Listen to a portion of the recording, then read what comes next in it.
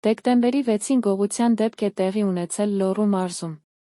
Ժամը 23:40-ի սահմաններում Հ ներքին գործերի նախարարության ոստիկանության քրեական ոստիկանության գլխավոր վարչության Լոռու մարզային քրեական վարչությունում օպերատիվ տեղեկություն է ստացվել, որ Վանաձոր քաղաքի Իսահակյան փողոցի 19 շենքի բնակարանների մեկից գողացել են ոսկեղեն և գումար։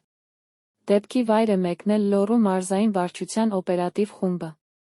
որտեղ նշված տան բնակիչ 61-ամյա Սենիկը հայտնել է, որ դեկտեմբերի 6-ին ժամը 17:00-ից մինչև 23:00-ն ընկած ժամանակահատվածում առաջին հարկի պատուհանը տեխնիկական միջոցների գործադրմամբ բացելու միջոցով մուտք են գործել բնակարան և ննջասենյակի պահարանից գողացել են 4000 ԱՄՆ դոլար և 1.100.000 դրամ գումար։